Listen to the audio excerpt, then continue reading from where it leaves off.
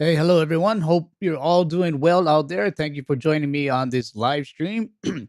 Excuse me. Today we're going to be taking a look at when is convenience enough? When do we draw that line between the carrots of convenience that are dangled before us, and when do we have enough where it really crosses the line as far as things go, like privacy and such? Before that, we're going to be taking a look at the past interview with Michael Pinto, go over a few things that he said, go over a couple items from Gerald Talente's Trends Journal, and take a peek at the most current that yield that yield inversion chart that we've been putting up. We'll see where things are at. So, really, when do you draw the line? And what prompted me to look at this was I had seen a tweet where eBay, if you had more than $600 in transactions a year and used eBay as a business, you're going to have to file a 1099K. So that's something, kind of piqued my interest, where government overreach, where they're really digging into your back pockets and wallets. Not to mention these new 87,000 IRS agents coming on board. So when does a government really overreach a bit too much? And these carrots that are dangled in front of you, when do they cross the line where you say enough is enough? So really, it's gonna will depend on a lot of your comments here, and see where it is with the things that you're comfortable with and what you're not. So let me go ahead and get a few more sips of coffee, and I'll be starting shortly, about 15 seconds or so. Thanks again for being here. Really do appreciate it. Okay.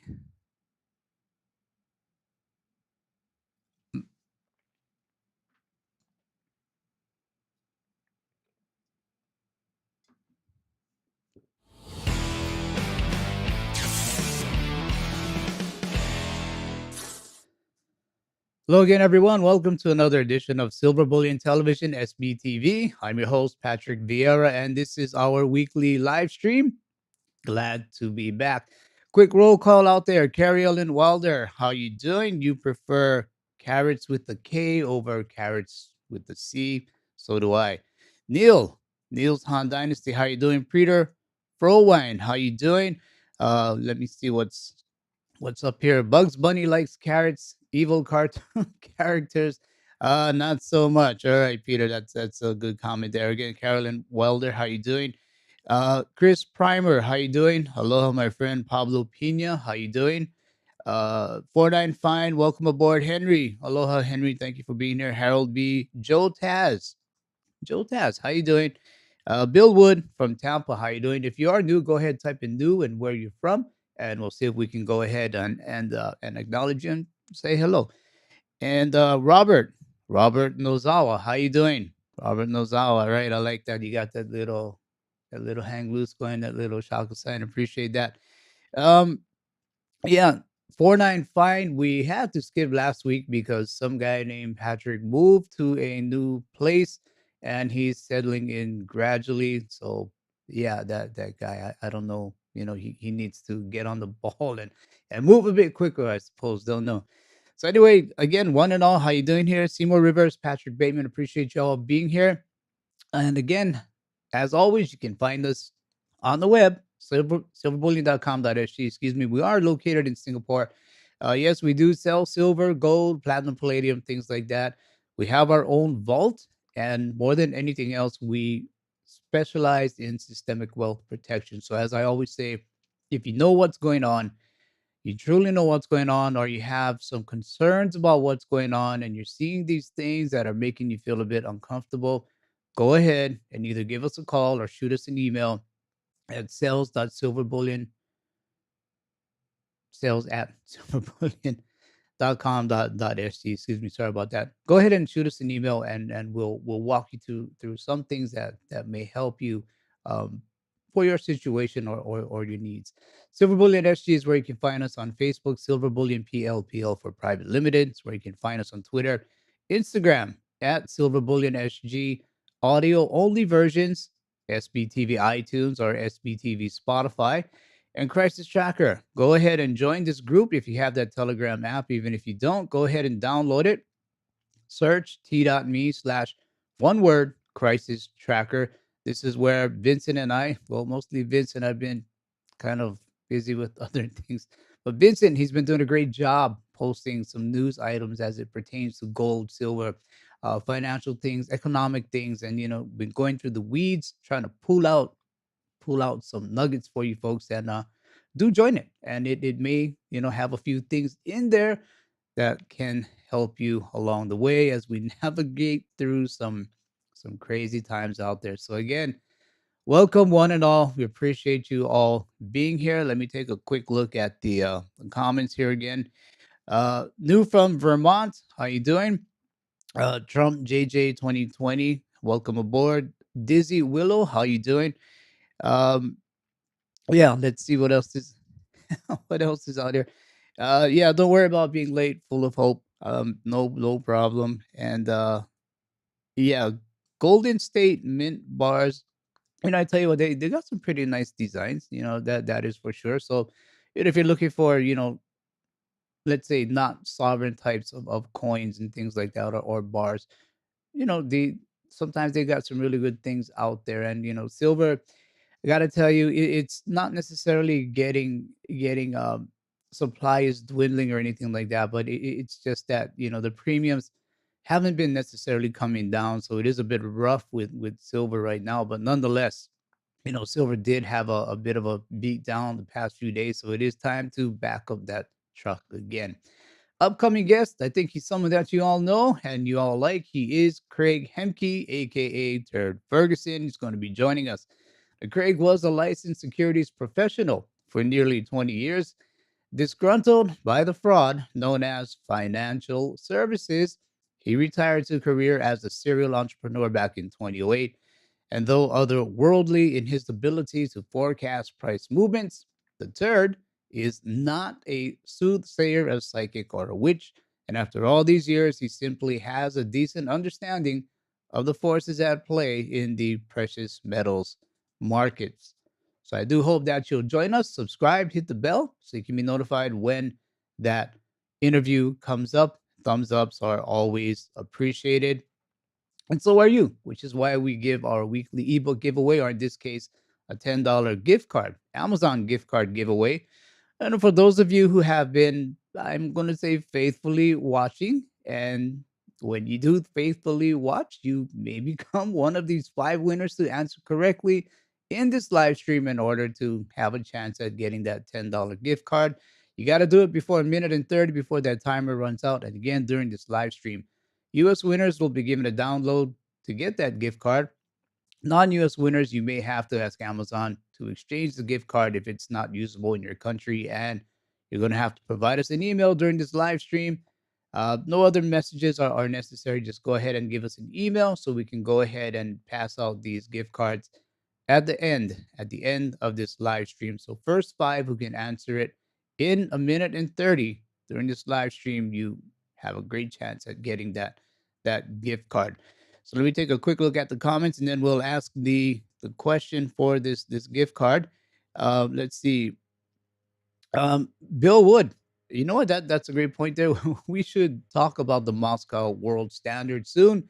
The BRICS want to destroy BRICS. I think a lot of you out there watching also want to voice your opinion to the comics and what's going on there. So good comment there. Yes, Peter Frowine, thank you. Welcome, new folks. Yes, welcome to all you new folks. Welcome aboard. Let's see what else is out there. Okay, yeah, beat back up that truck for sure. And okay, so let's just get going with this question. Okay, so it's going to come from the Michael Pinto interview. It is not blank when inflation and interest rates peak. It is not blank when inflation and interest rates peak. So if you watch that Michael Pinto interview, you might know the answer. Maybe if you did it, you're one of the smart guys, which we do have many out there. You might know the answer just by reading this question. So go ahead and take a crack at it. It's not blank when inflation and interest rates peak, or it's not blank when, yes, when inflation and interest rates peak. Okay, go ahead, take a stab at it. Let me look through some comments here. Um, okay, let's see. Yeah, beat back of the truck for sure. Okay, let's see. Pretty Henry. chiming in with pretty. It's not pretty when inflation and interest rates peak. That is true, but it's not the answer. Recession. Seymour Rivers says over. Henry now says fun. Hey, Peter Frowine over. Dave Hilderman good. 49 fine. Normal. Joel Taz over. Full of Hope says fun. Henry over. Xavier J over. None of those. No winners yet. Keep going. Just give it a shot. It is not blank when inflation and interest rates peak. Give it a shot. You never know. Patrick Jaimari, recession. First time I've seen your name here. Welcome aboard. Aces Up says recession. Not quite. 10. That's it. Timer is up. It's not transitory, so we're going to end it there. Brian Callahan's last comment was transitory. We're going to end it there. The answer is bullish. The answer is bullish. So just to make sure it is bullish, we'll revisit that Michael Pinto interview and see if that is what he said. If there's one thing I can impress upon you and your audience, it is not bullish when inflation and interest rates peak. That is not bullish on its own. That would be bullish if growth was accelerating as inflation was coming down. What's happening is during July and so far in August, the market now believes in a soft landing, the soft landing fiction, where inflation's coming down, but growth is going to magically accelerate. That is baloney. I mean, I can't be sure. Only God knows. I'm not, obviously. I am just a human being, but I can tell you this. My math, my model, my money is on a greatly falling second derivative of growth in this country and around the world. China's manufacturing sector is in a recession. Japan is in a recession. The UK and the Eurozone is heading into a deep recession. The United States is in a recession if you look at two contracting back-to-back quarters of negative growth. And even if we come out of a recession, a truncated period of time in Q3, we're going to head right back into a deep dive in Q4. There's no growth anywhere to be found in the whole world. All right, so Michael Pinto laying it out. Before that, Dizzy Willow. Dizzy Willow and at Henry, congrats on winning today's quiz. Please email us at sbtv@silverbullion.com.sg for us to send you the gift card. And we'll be doing that. We'll be doing that after the live stream. So sit back, hold tight. We'll get those gift cards out to you. So again, Dizzy Willow and Henry, please do email us at sbtv@silverbullion.com.sg. So Michael Pinto, he says growth needs to be accelerating as inflation comes down. And that's a good point. Growth does need to be accelerating as inflation comes down. Market believes in a soft landing fiction. I think, guys are following Paul and Paul's narrative. And at that time, anyway, when we did interview Pinto, people were thinking there's going to be a soft landing. But I think you folks know Paul recently came out and said pain. He used the word pain. He said there is going to be pain. So soft landing for who, or soft landing for none, or soft landing is done? We're looking at pain, according to Jay Powell. Global manufacturing is in a recession. Uh, this is true. This is true. Absolutely. You're not finding really growth anywhere in the world, which is what Michael Pinto had to say. A good chance for a deep recession is what he also said. What do you think about that? A deep recession, is that part of the pain that Jerome Powell is talking about? Is the inflation part of the pain that Jay Powell is talking about? Or are the job situations part of the pain that Jay Powell is talking about? What are your thoughts on a deep recession, or even what Jay Powell is talking about when he mentions the word pain? One more clip, excuse me, another clip from Michael Pinto. The inverted yield curve reached almost 50 basis points 2 days ago. That's the biggest inversion we've seen in the last 40 years. So the yield curve is saying the same thing it's been saying. Now it's like 37 or 38 basis points, but that's a deeply inverted yield curve. And that always is a sign to get out of harm's way. A recession is coming. And a recession that starts when the market's at 170% of market cap to GDP, when price to sales are at an all-time record high, median PE ratios at an all-time high, really dangerous time to be long the stock market without any hedges. Listen, I try to make money in bull markets, try to make money in bear markets. But the most important thing is not to be down. If you're down 20%, you need 25% to get even. Down 50%, you need 100% to get even. So being down a couple of percentage points and getting prepared for the next bull market run, which I think there's going to be a big bull market in gold coming up in the stagflationary environment that I foresee in the future. There are plenty of ways you can make money after this bear market ends. But going levered long on tech stocks now is really dangerous. All right. So Michael Panto saying yield curves are showing biggest inversions in the last 40 years. They've come back somewhat, but still it is an inversion. Make no mistake. Get out of harm's way is what he's saying. A recession is coming. Recession's here. A lot of us, we already can see that recession is here. Markets are at multiple highs again. These things happen before things really start to break down. Is the euphoria of the wealth effect, the markets being high, and it gets to a place where finally you can't go anywhere else but down. Big bull market in gold coming up. That is true. I believe that to be true. Again, nothing here is financial advice or anything like that. It's just for discussion. Big bull market in gold coming up. Stagflation in the future. I believe that to be definitely true. It doesn't necessarily reflect that today or reflect that in prices, but remember, the prices that we see, these spot prices that we see, these are paper futures prices. Does not reflect the actual physical price. It doesn't reflect the wealth protection that gold and silver offers. It doesn't necessarily reflect the insurance aspect that gold and silver offer. So when you see these prices go down, sure, it shakes you up a bit. Some of us, we don't like it. We get a bit upset. Some of us, we feel like, hey, it's just time to buy more. Stagflation in the future, though. What are your thoughts on these items here? So I'll be looking for them as I play one more clip from Michael Pinto. But one point I want to bring out here. I think it was good humor, man. Let me get this. Depression.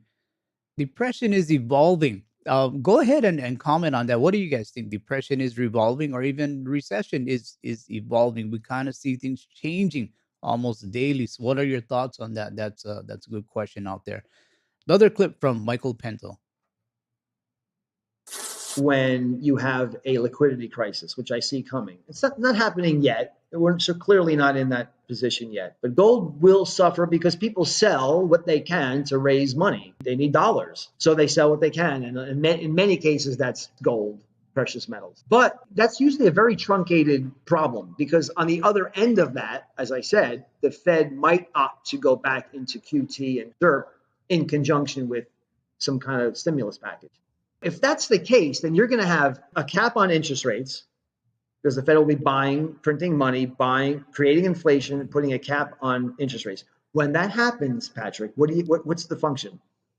So nominal rates are capped and inflation goes higher. That's a fall in real interest rates. And that is always rocket fuel for gold. And that would happen in conjunction with the dollar cratering. So if that's indeed the reaction function of the Powell-led Fed, then you can't have enough gold in your portfolio. Can't have enough gold in your portfolio. So Michael also says a liquidity crisis is coming, and that's interesting. He's gonna see where, or he is seeing where people are gonna sell off their assets, maybe things like gold to raise money to get liquidity.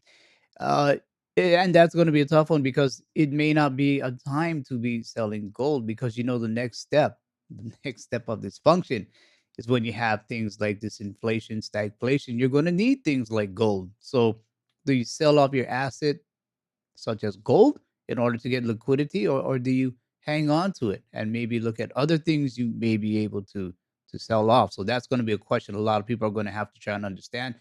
But the other thing, the fact is that a lot of the gold being sold off is paper, paper gold, ETFs, algos, hedge funds, things like that.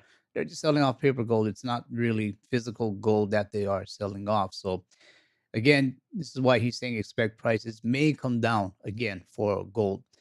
Fed may go back into QE. I think a lot of people are looking at this a lot of people are looking at the Fed is going to go back to QE. They are going to pivot. They're going to reach a place where they're just going to cross the line, and they're going to see that they're killing the economy. They're basically hurting the people way too much. This isn't going to go too well, and they're going to have to take their foot off of tightening. They're going to have to loosen up again, bring in QE. But by that point, I think people will just have zero confidence in the Fed anymore. Stimulus package is coming, and that is part of what we're going to be talking about, where we have all of these carrots. We're going to give you relief here, give you relief there, student loans, whatever it may be, maybe your fuel bills, whatever it may be. We're going to give you relief. These carrots are going to come out, and then, maybe in some cases it's a bit pandering for votes, but we're going to see them. We're going to see them come out, and, at what point, though, does it cross the line? You cannot have enough gold, absolutely. Nominal rates are capped, inflation goes higher. Fall in real interest rates, rocket fuel for gold. Hang on to your gold if you can, get more if you can, silver as well. With this, we'll see a US dollar cratering. So, what are your thoughts on this? Let me go ahead and take a quick peek at the comments here. The touch base. Full of hope. I have sold gold this summer to stockpile food.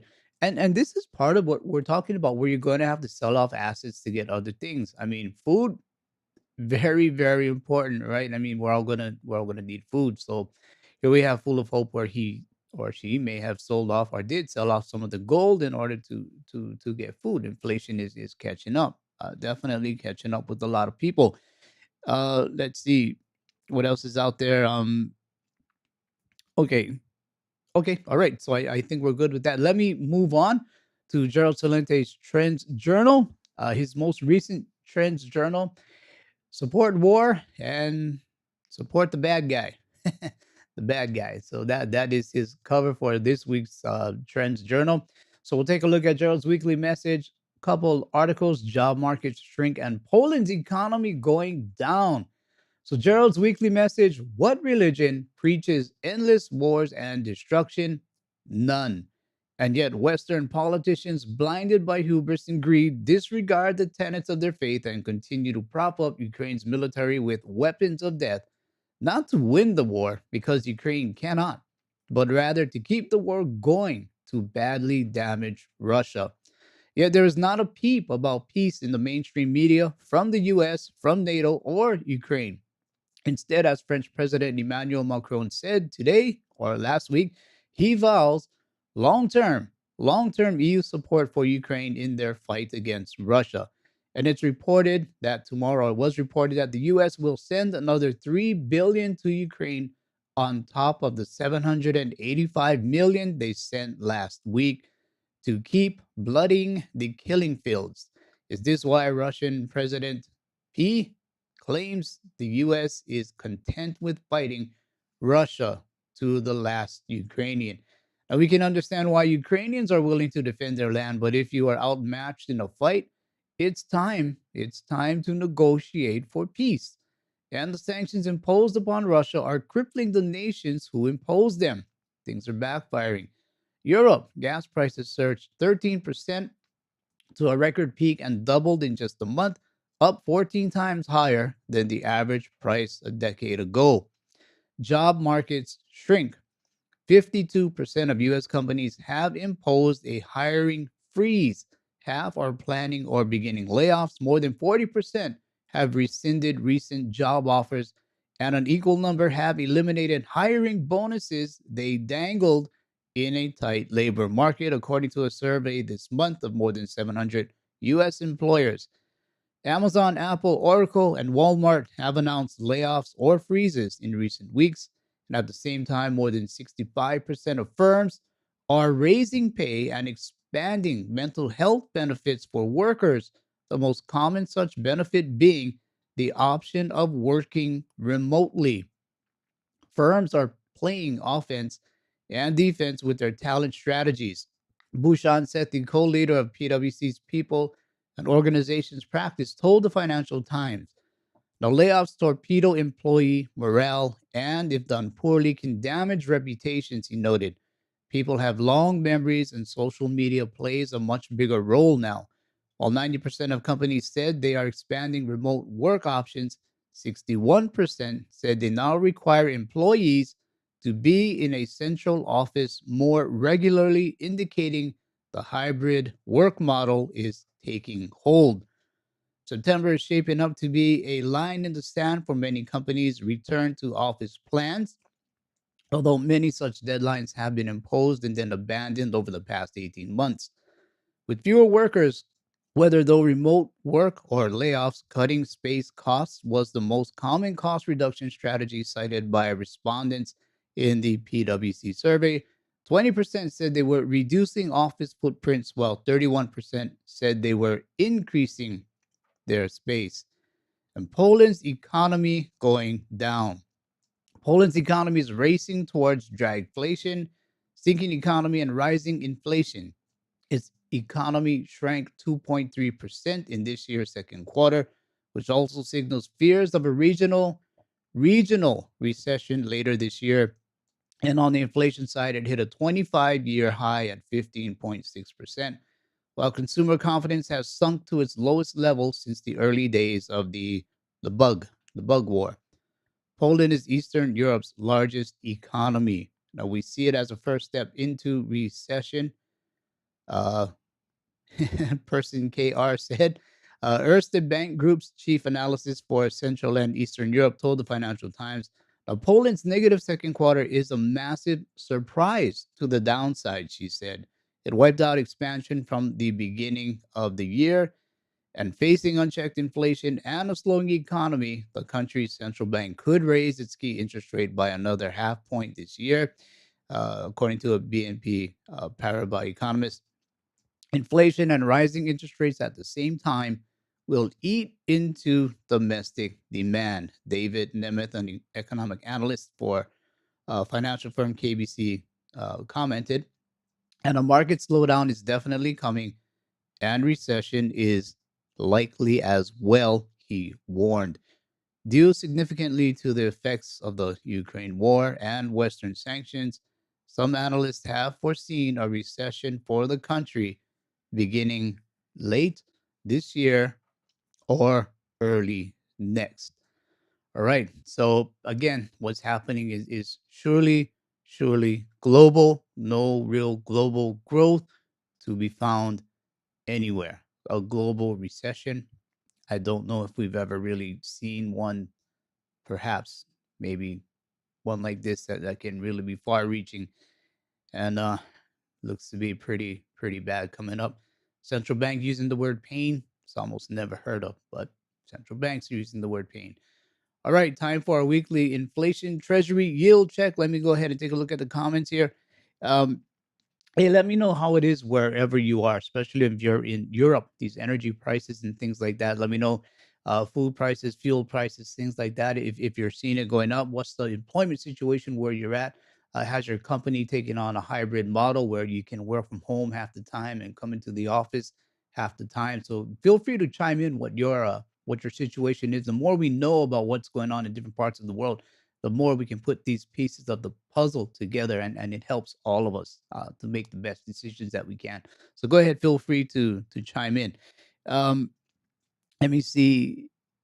Full of hope, that's exactly it. Learn to live small, learn to live within your means. I mean, and I think, guys, well, I won't, I'm not a real estate expert. I'm not going to say what's in my mind right now, but learn to live small, as best you can, as comfortable as you can. Learn to live small, and at the same time expand to understand what you need to protect yourself. So as always, expand to understand.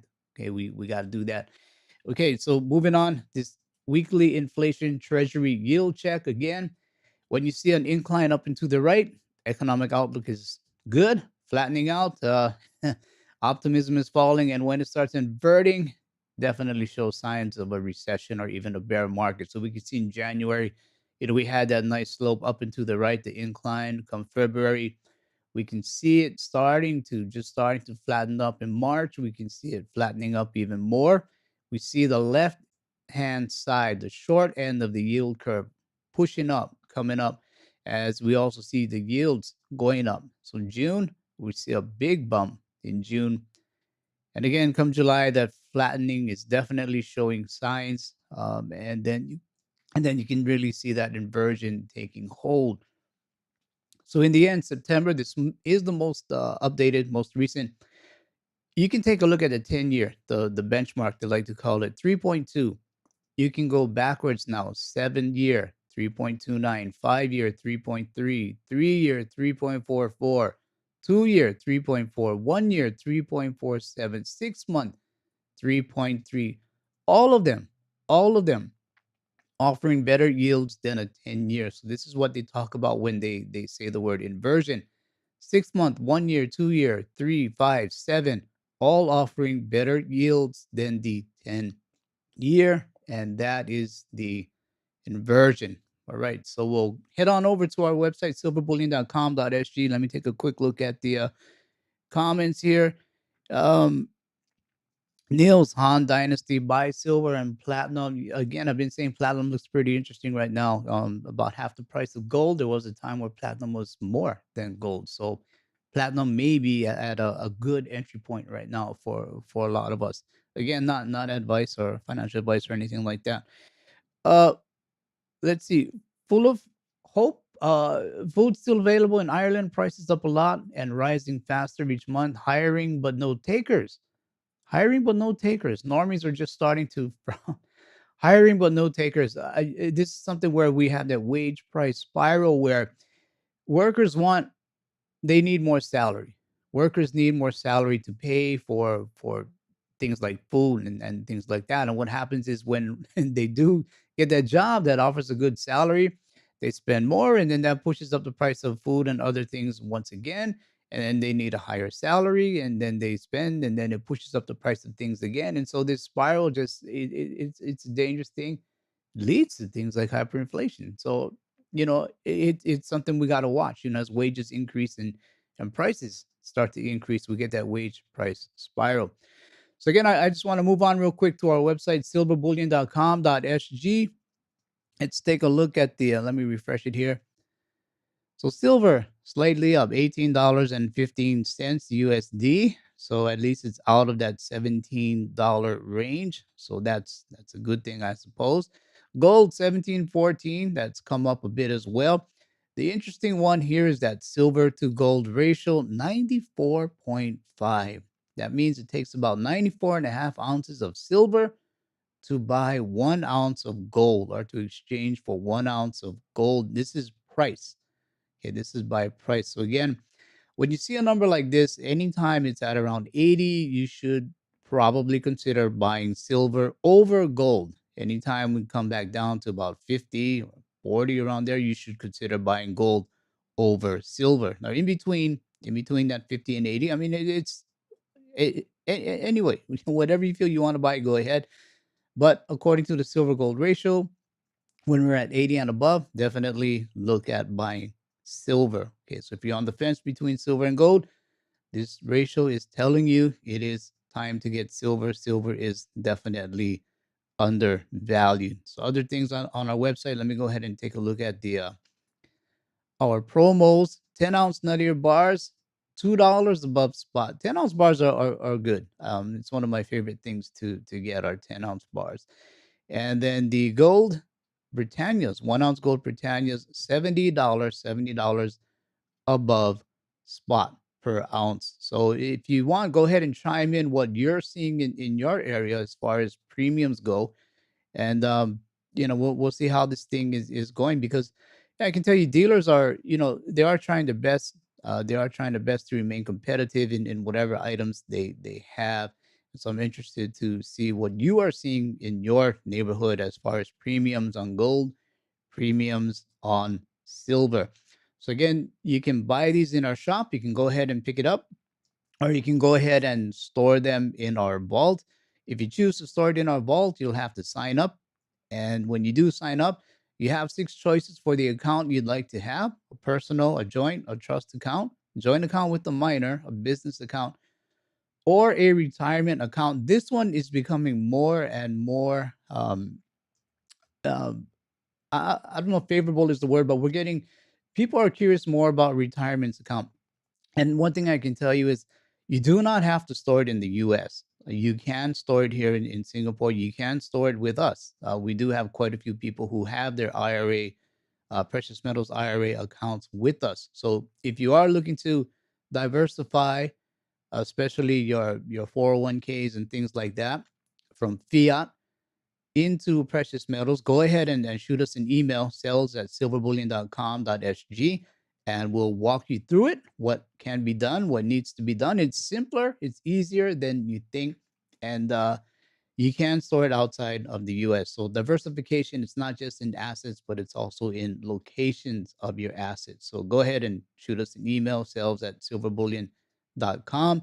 Accounts are simple. We just need basic information, names, and some type of ID, or such as a passport, perhaps, and just filling out this application. And it's as simple as that, especially for a personal account. And on references, you want to go ahead and do put in SBTV. This helps us out a lot. And again, we do appreciate it.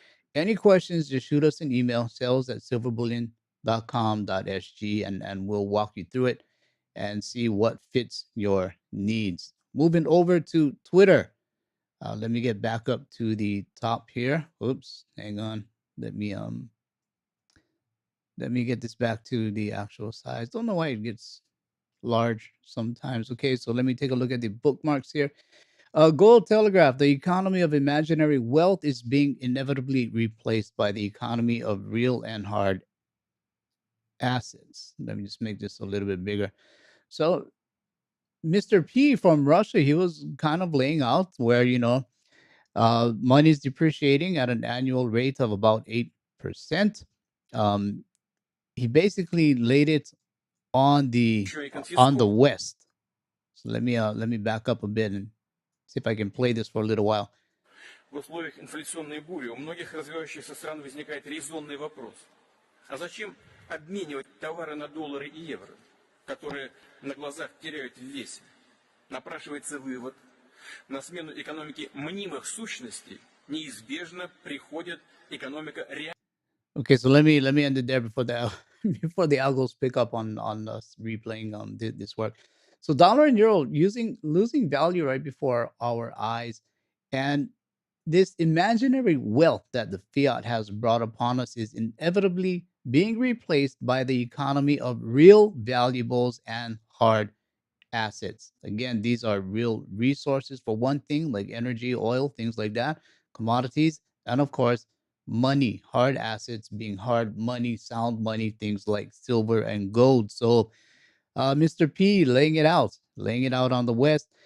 This one breaks my heart. Spam, $9.99. Seriously, is that what is that what you're seeing in your neck of the woods? Spam at almost $10 a can. I don't know what I'm going to do without my spam. This is very, very important food. All right, Chris, early treatment, Martinson. Anyway, breaking massive demonstration in Prague in the Czech Republic against the government, soaring prices, and the energy crisis. Protesters threaten strike and coercive action if government does not resign by September 25th. Czech Republic taking a stand because of, in one part, high prices and the energy crisis. I think this is just the tip of the iceberg. As winter sets in throughout Europe, I think we're going to see more and more of these types of situations coming down. SRS Rocco report, metals and market update, major energy price riots, just like that one there, beginning, and why the silver market is setting up for a big reversal. Okay, a big reversal, expecting a price move in silver. And the major riots we are now seeing in response to surging energy and food prices are just the beginning, just as we mentioned there. Dan Collins, great guy to follow, at Dan Collins 2011 if you can on Twitter. History will be confused. So soon after country R invaded the country U, Europe braced themselves for war by cutting off their oil imports. What are they doing? I guess empty their weapons warehouses into country U, their battlefield, and send their citizens into the woods to collect firewood. So, yep, that's what happened. I think you folks are already seeing reports where in Germany, uh, at least the news, I don't know if it's sensationalist or not, but they're saying, there's no fuel or wood to be found anywhere for sale. So people are having to go back into the forest and chop down their own firewood. Guys are saying, this is medieval, taking us back to those times in man's history. It's not what a first world country and the biggest economy in Europe should be doing. So again, if you're seeing these things, go ahead and chime in. Daniel D. Martino Booth, we will mark this moment unchecked speculation for in an unchecked post QE era will take victims. Remember back in 2007, 2008, there were a lot of bankers that were taking their own lives because of what was happening. So from Charles Payne, life is not a game and neither is investing. I pray for the Arnold family. Sure, he was under tremendous pressure. Financial media reports numbers with total disregard for humans behind them. They declare losers daily and cheer the demise of certain stocks. This is a good time for introspection. So I guess what happened here is Bed Bath and Beyond executive basically took his life, jumped out of a window, I guess. Again, this is something we see or saw back in 2007, 2008. Dan Collins again, something tells me governments still don't get it. You stimulate economies with printed money. You don't print money to control inflation. The German government announced a 65 billion relief package as inflation and rising energy costs burdens millions. So again, carrots are coming out. And let me see what else was out there. Um, yeah, again, the protest. Let's see. The plan from Rod Kane's Gold Silver Pros, the plan to implement CBDCs is still on track, and they will be a key part of the financial reset. And that's what we're going to be taking a look at, because the carrots that they're dangling in front of us, they do lead. They absolutely do lead to CBDCs, more power, more control. So it's something that we got to kind of as I say, keep a head on a swivel and really take a look at everything from every angle, and then don't just scratch the surface, but dig a bit deeper. So before I get to that topic of the day, I want to take a look at a few of the comments here. Um, let's see. Uh, yeah, Mr. Nguyen, start a tree nursery. Wood might be in high demand. Yeah, we need fertilizer. We need fertilizer to get those trees to grow faster, but we can't get that fertilizer. Can't get plants to grow faster. Food is going to cost more as well. So it's a pretty amazing circle right now, how things are revolving and evolving one into the next, into the other. Let's see what else is out here. Okay, belly dance Robbie. He did not take his life. Okay. Yeah, let me know about it, because that was what I got in that Twitter feed. So let me know. Let me know if you know. Absolutely. As I told David Morgan, never trust the host, or never believe the host. Do your own research. So great point there. Great point there. If it's not a true story. Let's see. Uh, Mr. Bateman, even the Germans have lost their minds. The sad thing is, it's not the people. It's not the people. It's really the governments and what they're doing. And I do believe at some point Europe, it may break apart, especially perhaps NATO may break apart. Every country is going to have to fend for themselves, and the leaders are going to see that, hey, we can't. There's certain things we can do and we can't do, because if people do rise and stand up, people will hold them accountable. Czech Republic is saying, their leaders need to be removed by September 25th. So it's going to be interesting times for sure. Thing is, people have to have the will to do what's right, to stand up for what's right. And we're getting to a point where we got to do it. If you're fine with it, go with it. If you're not fine with it, then it's perhaps time to really understand and make a stand. So a few more comments out here. I'll take a look at. uh okay. um Okay, all right. We'll just move on to, excuse me, to the topic of the day: the carrot or the carrot. All over the world, carrots are dangling, offering convenience, while carrots of gold struggle, unwanted, unloved. The convenience carrots are taking over. The convenience of carrots are taking over, right? We want all these subsidies.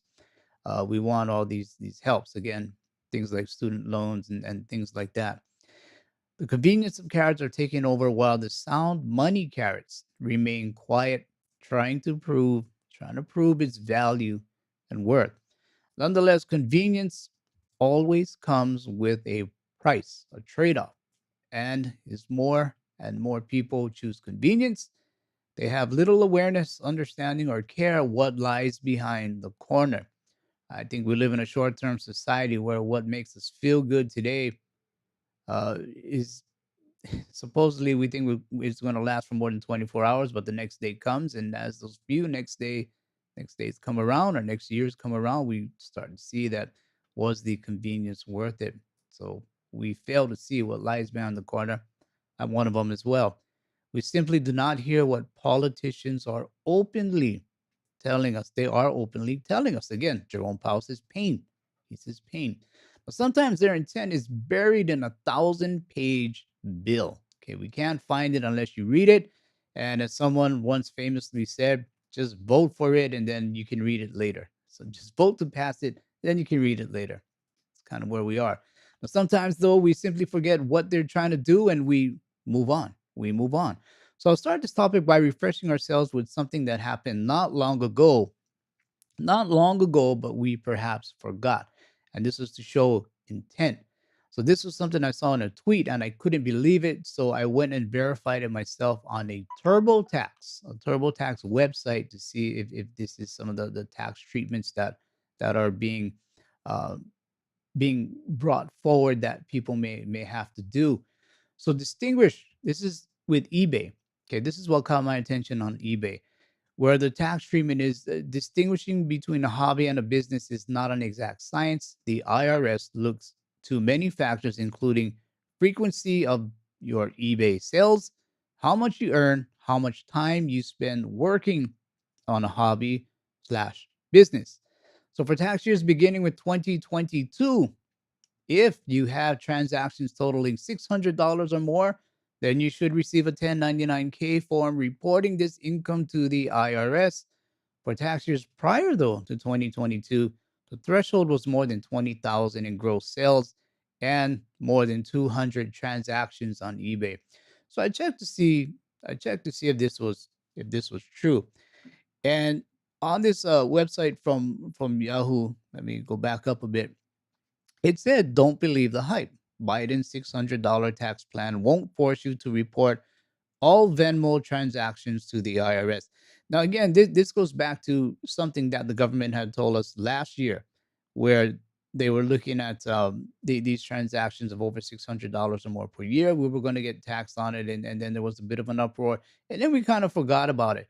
But this goes to show the intent of what people in power are thinking, what they want to try to do.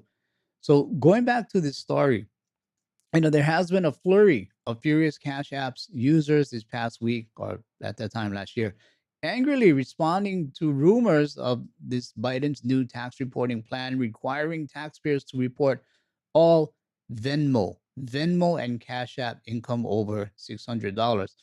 So, this article from Yahoo says the information was largely false. Biden signed into law a modification to IRS reporting requirements on digital transactions. It was modified from its prior 20,200 transaction to a new threshold of $600 in aggregate payments with no minimum transactions that was supposed to take first in January 1st. Now, the rule applies to business transactions, which can often be paid through cash apps like Venmo, PayPal. When past sellers on Etsy, eBay were able to go largely undetected, undetected in terms of how much income they were truly bringing in, because identifying income through cash apps was difficult to do. Now, though, you will likely receive a 1099-K form if you receive more than 600 on any cash app, but this does not mean you need to fill it out or report any income. So here's where it gets kind of murky. For most users, you don't need to do anything at all. This new reporting rule applies to business transactions and sellers of services, meaning that if you are using Venmo between friends for reimbursement for, say, a dinner or shopping, it doesn't count. It doesn't count if you have to reimburse someone. What the IRS wants is they're looking for people who use cash apps as a way that they're circumventing banks and traditional forms of income reporting. The current tax law, regardless of the new rule, requires anyone to pay taxes on income more than $600, regardless of where it comes from. So again, that was already the current law. Okay, this was in place already. It was current. So the crucial word being income. Going out to dinner with your friends, shopping, reimbursement, concert tickets, rent, whatever it is, does not count as income. Those are simply expenses. But if you sell something or provide services to someone in exchange for money, then you're going to have to use that Form 1099K. So a little bit murky, here with what they're trying to say. And so I went and took a look at another article from ABC News. Let me make this a bit bigger. So same kind of type of a headline where Biden backed down on that accounts with over 600 annual transaction. Um, so he backed down, and then instead, the administration and Senate Democrats are proposing to raise the threshold to accounts with more than 10,000 in annual transactions, and any income received through a paycheck from which federal taxes are automatically deducted will not be subject to reporting. Recipients of federal benefits like unemployment and Social Security would also be exempt. What it says, though, is the IRS would collect the total sum of deposits and withdrawals from bank accounts with more than $10,000 in non payroll income. So if it's not coming from your job, then the IRS is going to be looking and watching. Um, yeah, so I think that was it from those two articles. But the thing here is, whether it's $600, $10,000, $20,000, the dollar amount really does not matter. Okay, the dollar amount doesn't matter. What matters is we need to know governments are going to become desperate. All right, they're going to become desperate. They're going all the way down to things like eBay at this point. They're going to become desperate. They'll become harder for cash, the same cash that they print out of thin air, and they're going to come after people. Remember, 87,000 new IRS agents. They're in training. They're in training. They're going to come and get you. So everybody turn up that song Bad Boys because you're going to be one of them. IRS is going to come after you. Maybe they're going to be new TV shows, not called cops anymore, but IRS. Let me take a quick look at the comments here. Um, yeah, Rusty Benhammer, you're gonna need two full-time jobs. One to pay the government, its tax, and one so you can simply eat. So, Rusty, great comment there. I mean, kind of laughing, but sad, but true. I mean, it's getting to that point already. I mean, the more we try to just simply survive, the more the government seems to reach in. The more policies that are set for power and control over us in anything that we try to do. So let me move on. Though remember, 87,000 new IRS agents. They're in training.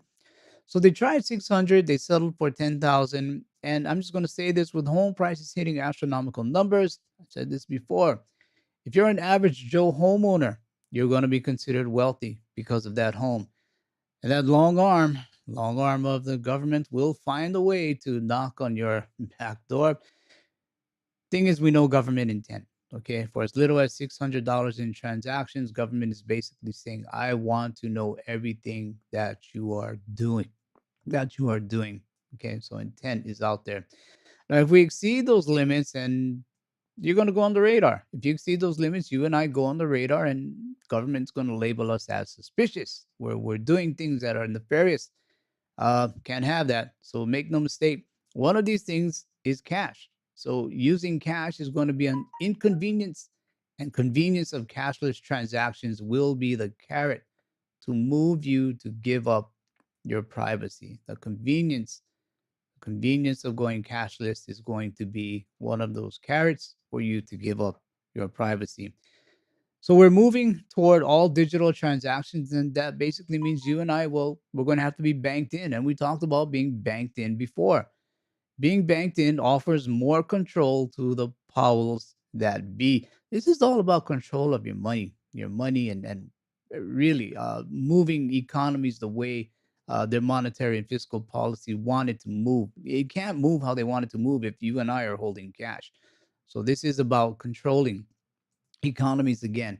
So how will they get us all to be banked in? Again, it's going to be all about convenience.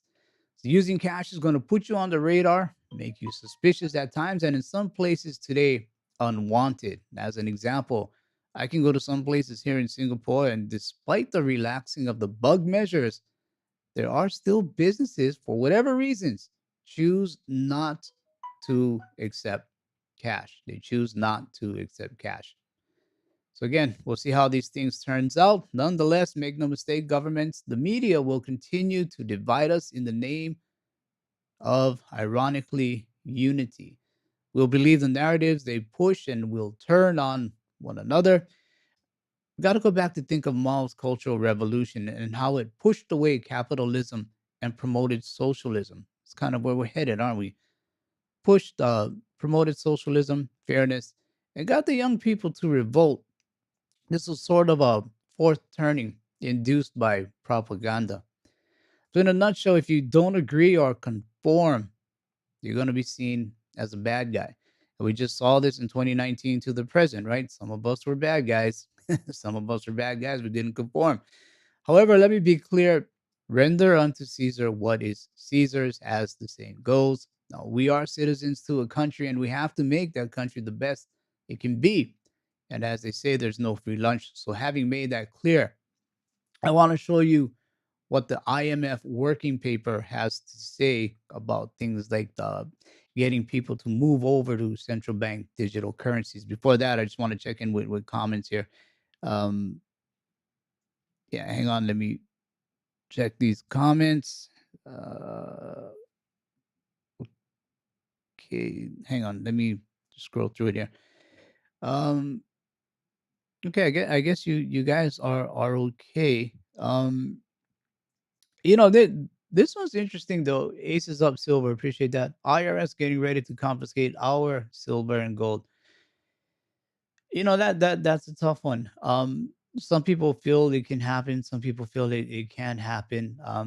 I'm one of those people who are going to take the side of be conservative on this one. Where if I feel it can happen, I'm going to do what I need to do to protect myself. And you know, likewise, all of us, whatever the situation, you got to do what you feel you need to do to protect yourself for what is right. And I can't say for sure if they're gonna confiscate it. They have confiscated or expropriated gold in the past. It wasn't just the U.S. It was other countries as well. I think even Australia, has something on the books for expropriating gold. Okay, so let me move on here to what the IMF paper has to say. Let me go back up to the top here. So this came out in 2019. It's an IMF working paper. I believe it was 2019. And the gist of it is the level and trend in cash use in a country will influence the demand for central bank digital currencies. While access to a digital currency will be more, there's that word, convenient than traveling to an ATM, it only makes CBDCs like a bank debit card no better. Demand for digital currency will thus be weak in countries where cash use is already very low due to a preference for cash substitute, meaning cards, electronic money, mobile phone payments, and such. Now, where cash use is very high, demand should be stronger due to lack of cash substitutes. As the demand for CBDC is tied to a current level of cash use, we estimate the level and trend in cash for 11 countries using four different measures. Let me just move on here. If cash is important for monetary policy and payment, instrument competition, or as an alternative payment instrument in the event of operational problems with privately supplied payment methods, the introduction of CBDCs may be introduced best introduced before cash substitutes become so ubiquitous that the viability of the CBDC could be in doubt. So, I mean, just reading this, it seems like they kind of missed the boat where CBDCs may best be introduced before cash substitutes. Well, we have cash substitutes now. We have things like Venmo. Of course, we have things like crypto. So, have they really missed the boat? And if they have missed the boat, that means they're going to have to step harder on that pedal to get the results that they want. So, let me scroll down a bit here. Um, Let me find where the other places are that I highlighted. Should be coming up. Okay, so the speed of adoption and ultimate market share of a significant new way of making payments depends on various attributes, primarily cost and convenience. So here we go again, convenience in competition with attributes of payment instruments already used for similar transactions. Now, this is evident in past substitutions of one class of payments or payment instruments for another over time. A list of major changes in payment instruments. Uh, Let me just go through this. This is what they're talking about throughout history. Okay, cash and checks evolved into credit cards. So prior to and after World War II, checks and gyro transactions replaced cash for employee disbursements and consumer bill payments. However, in the 40s and 50s, when traveling away from home, U.S. travelers found it difficult to use a check. Remember this time, guys? You hard to use a check overseas, right? To pay for hotel and restaurant services or even for gas. Typically, cash had to be used. American Express saw a need for a prepaid and therefore guaranteed payment instrument in place of cash. And then there were travelers' checks. There were travelers' checks. Remember those? The cost was about 1% of the value purchased. So this one here, I think a lot of you may remember travelers' checks, right? Before you went on your trip, before you went on vacation, holiday, you had to go get yourself some travelers' checks. Remember, I think it was Carl Malden, Streets of San Francisco guy, doing a lot of travelers' checks commercials, American Express, don't leave home without it type of a thing. So anyway, paper credit card slips moved into electronic payments.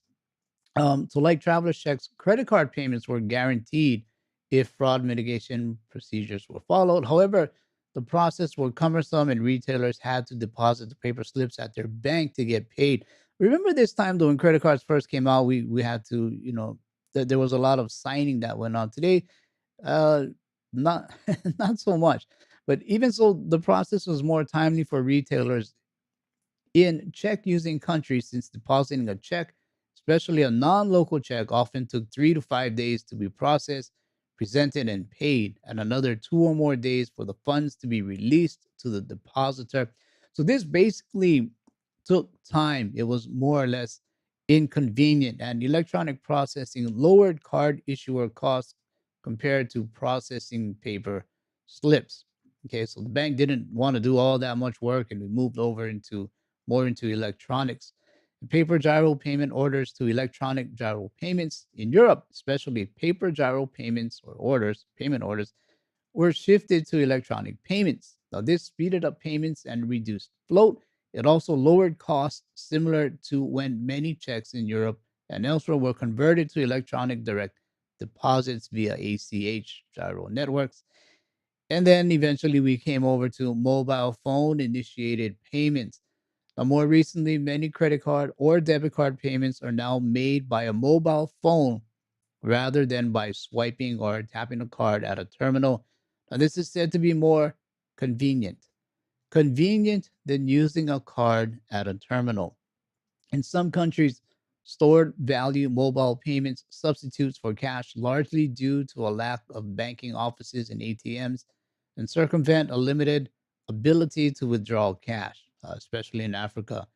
It's simply more convenient. And in the case of China, mobile phone payments are tied to the two largest suppliers of products purchased over the internet. And this was then extended to retail stores and suppliers of other services. And there was a time, though, they wanted coins to replace currency, where Canada and US have had different results trying to replace their bills with coin. And the goal was to lower issuer cost. They don't even want to pay the cost of making money.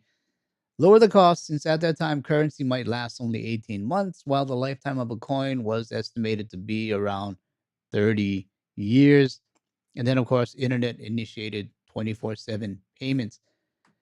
Now, a common attribute among these earlier payment innovations was a significant increase in user convenience. So, money, the way money has evolved, has become so convenient that the hope is that it continues to be more convenient, where we have this adoption, and this is going to be especially among young people. And let me just move down a bit.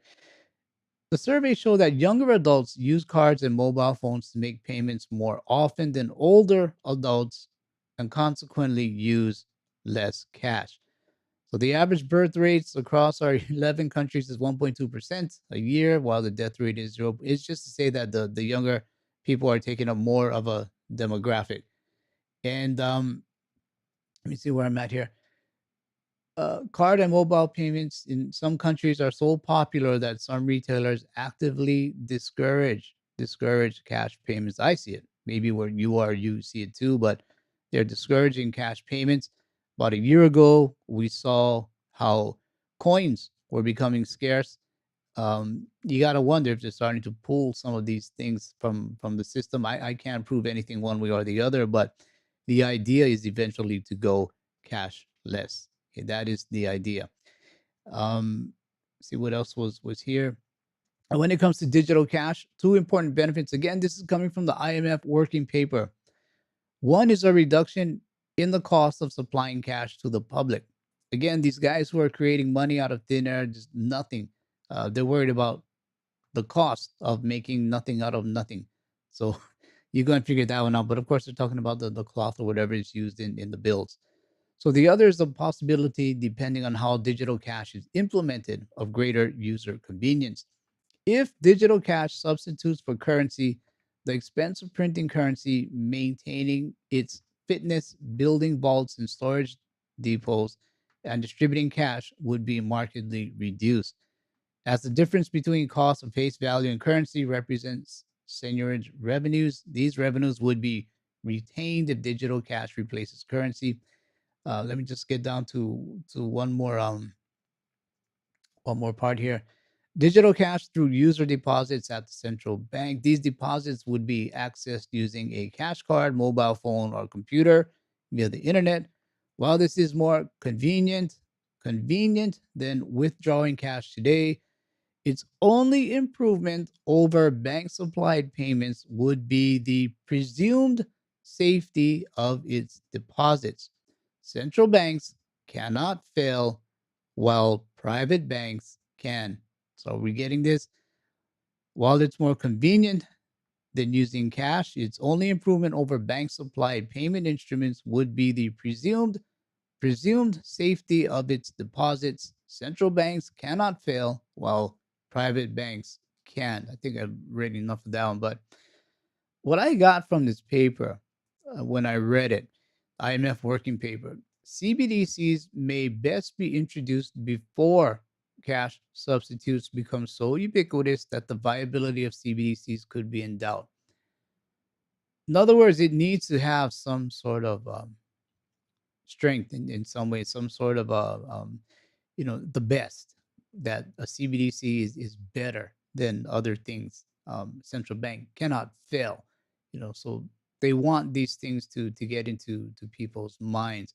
Otherwise, the viability of a CBDC could be in doubt, because even as that paper said, there's really no difference. There's really no difference between what can be done today and a CBDC. Cash substitutes, they've come in. This is what they were worried about. Think about crypto.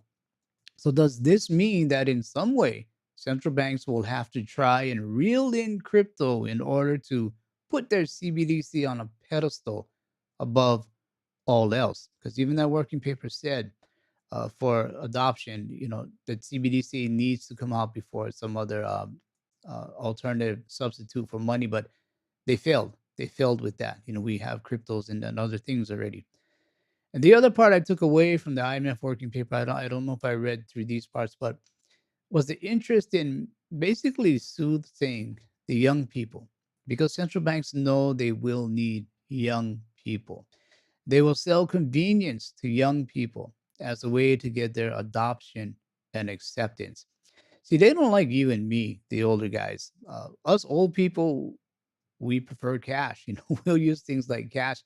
And it kind of seems like they prefer we just don't exist already at this point.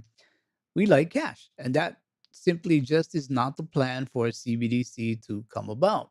So, what really is the benefit for us to move to CBDCs? And then I'll show you something that I saw on Twitter. Let me chime in and see where you guys are. Uh, Second Horizon, good comment there. Central banks cannot fail, but nations fail. Yeah, that one, gotta think about that. Gotta think about that one, but good comment there. Um, let's see. Uh, okay. Let's see. Yeah, Rusty, they want a lot of things, but it relies on trust and compliance. We're seeing that. We're seeing that a lot. Trust, especially with trust, and they need us to comply. For sure. If that's what your question is saying. So let me move on to what I saw on Twitter. Let me pull this up real quick for you guys. Uh, Twitter. Okay. So this was something I saw on Twitter, and this is Neil Kashkari, the president of the Minneapolis Fed. So this is what he had to say about a CBDC. Do that with the central bank digital currency. You can't do that with Venmo. If you want to impose negative interest rates, Hang on, there you go. I'm pretty skeptical. I keep asking anybody at the Fed or outside of the Fed to explain to me what problem this is solving. I can send anybody in this room $5 with Venmo right now. Right? No, seriously. So what is it that a CBDC could do that Venmo can't do? And all I get is a bunch of hand waving. I get a bunch, well, maybe it's better for financial inclusion. Maybe it's better for cross-border remittances. Maybe. Is there any evidence that it is? And they say, well, what about China? China is doing it. Well, I can see why China would do it. If they want to monitor every one of your transactions, you could do that with the central bank digital currency. You can't do that with Venmo. If you want to impose negative interest rates, you could do that with the central bank digital currency. You can't do that with Venmo. And if you want to directly tax customer accounts, you could do that with the central bank digital currency. You can't do that with Venmo. So I get why China would be interested.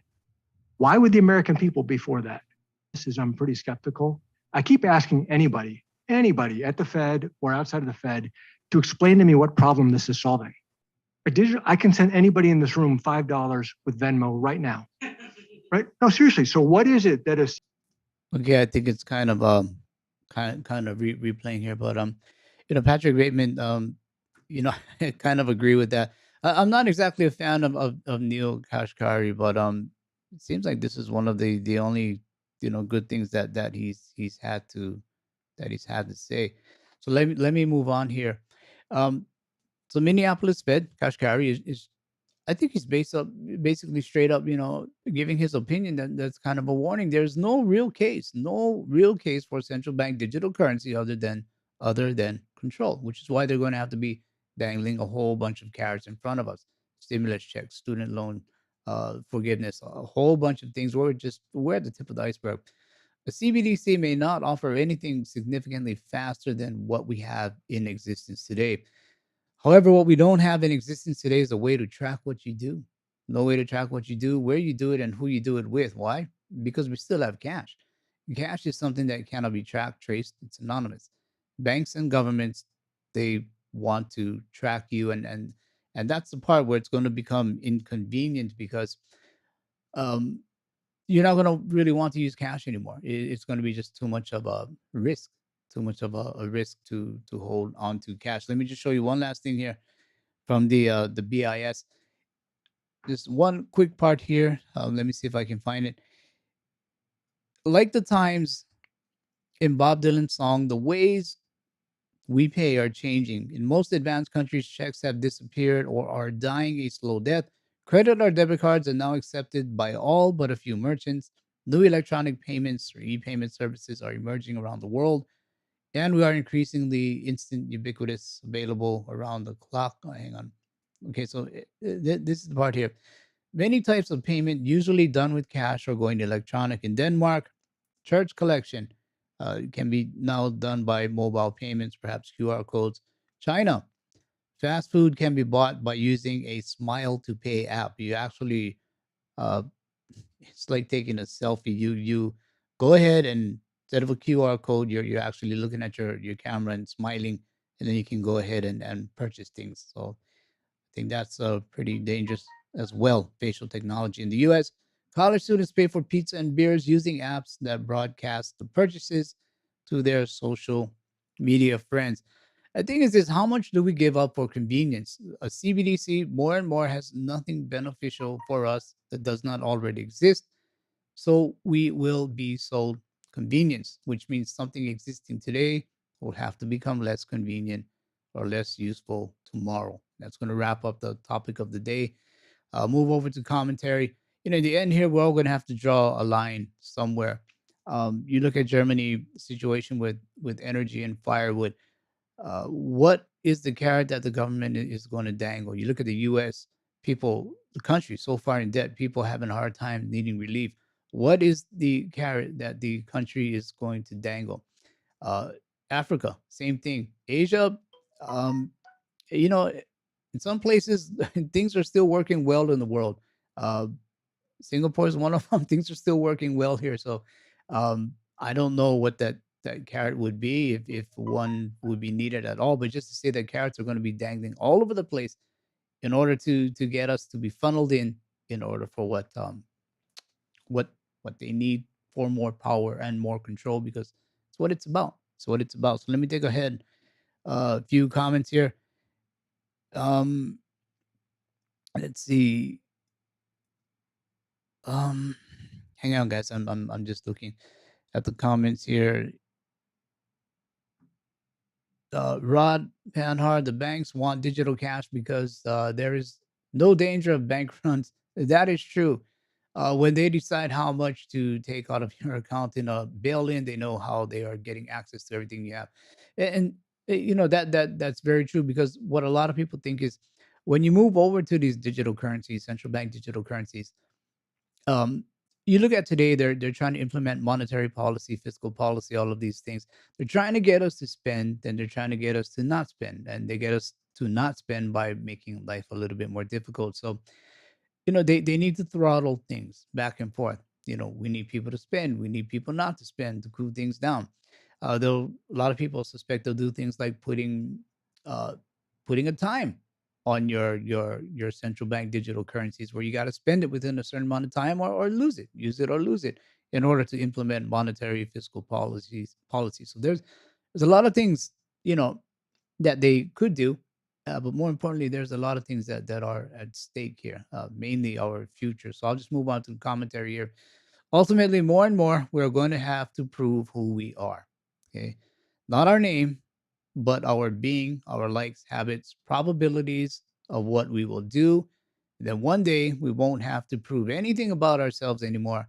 Governments, banks, AI will already have decided who we are, and there won't be a thing we can do to change that. And this is the path we are on with CBDCs and especially governments in debt. Sound money, true money, is getting to be the only way to protect ourselves against a monetary system that is dying and the morality that is dying along with it. With the advent of CBDCs and governments that want to know everything, we are in a transition where currencies are going to fail. And ironically, it is gold and silver that is going to offer you convenience, peace of mind, and trust in a time where trust will indeed become a commodity. So, our job, you and me, perhaps even, hey, Silver Bullion out there, our job is going to be to educate our young people and anybody really. Educate people. As I've said way back, today's young people are going to lead the world. In this, we have to help our young people understand just what kind of a world we are going to where that carrot dangling before us in the name of convenience is really a carrot made to capture us. So that'll end the commentary. I'll take a look at a few comments here and then we'll wrap it up. Let's see. Good humor, man. Paper currencies and IOU dollars are like a hat check, but there is no hat, no hat behind the counter. Okay, good comment. Let's see what else is out here. Um,